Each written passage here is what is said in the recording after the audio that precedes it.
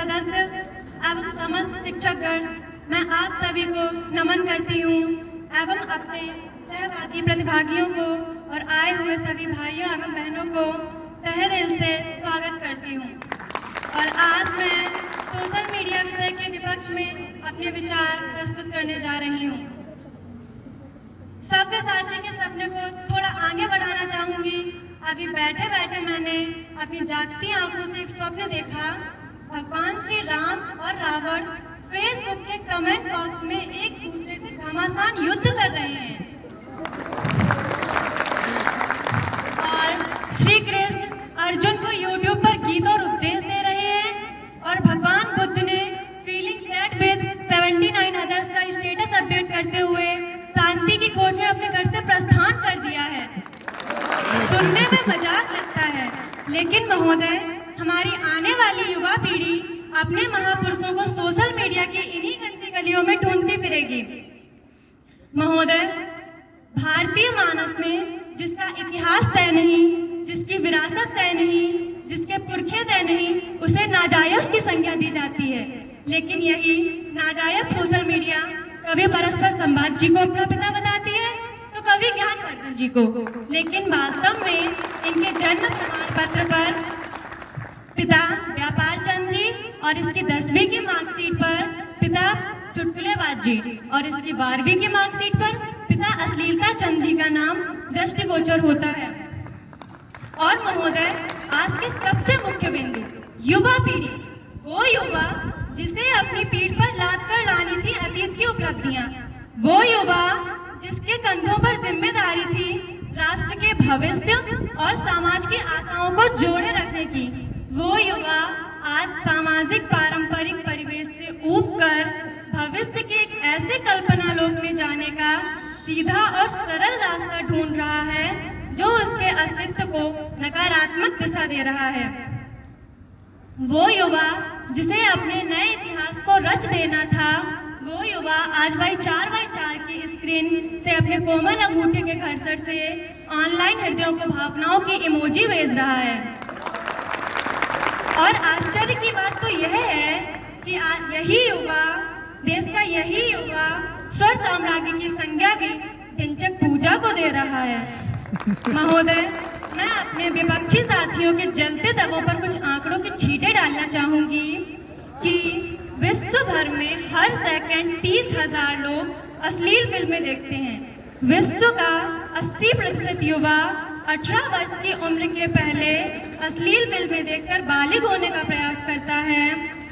Johar's down general की report के अनुसार 40% युवा शराब, सिगरेट, गांजा के लिए इसी सोशल मीडिया से प्रेरित होता है। जर्मन यूनिवर्सिटी के एक सर्वेक्षण में पाया गया कि हर तीसरा युवा जो सोशल मीडिया का प्रयोग करता है वह अकेलापन, कुंठा और तनाव महसूस करता है।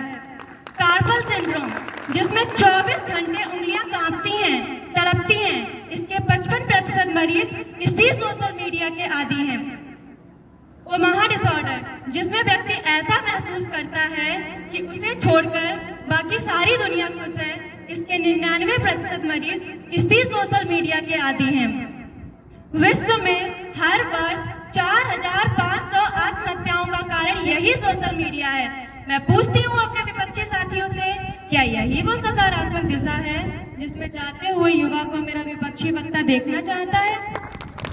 भाविक क्षण भंगुर जीवन से डिलीट हो जाने वाली, अनपढ़ हाथों से उपजी, अफवाहों से लबरेज, मदान समर्थन जैसी निरंकुश सोशल मीडिया जिसका जिम्मेदारी, जवाबदेही, उत्तरदायित्व से कोई संबंध नहीं, जिसका वैधानिक कानूनन स्वरूप नहीं, उसकी पैरवी करके वे केवल और केवल इस सदन पटल को गुमराह करने का दुस्साहस कर रहे हैं। महोदय, आज की युवा पीढ़ी की राष्ट्रीय पहचान और उसका सामाजिक अस्तित्व केवल फेसबुक के डीपी और स्टेटस तक सिमट कर रह गया है और सभ्यता की आपसी परस्पर संवाद केवल व्हाट्सएप के संदेशों पर निर्भर करते हैं। ट्विटर ने आज उसके सोचने की, समझने की, उसके विचारों की क्षमता की परिधि को 250 शब्दों में बांध कर रख दिया है। आज के रामलाल को ये तक नहीं पता कि जिस रजनी से वो चैट कर रहा है वो उसका बेटा राजू ही है और उसे ये तक नहीं पता कि उसका बेटा राजू अकेला नहीं बल्कि 13 करोड़ 70 लाख एंजल प्रिया जैसे फेक अकाउंट्स उसे झूठे प्यार मोहब्बत के सपने दिखाने के लिए तैयार बैठते हैं। मैं पूछती हूँ अपने विपक्षी साथियों से, मैं पूछती हूँ इस बददलित समाज से, पूछती हूँ मैं शोषित संस्कृति से, क्या यही वो सकारात्मक दिशा है जिसकी कल्पना और कामना हम करते हैं?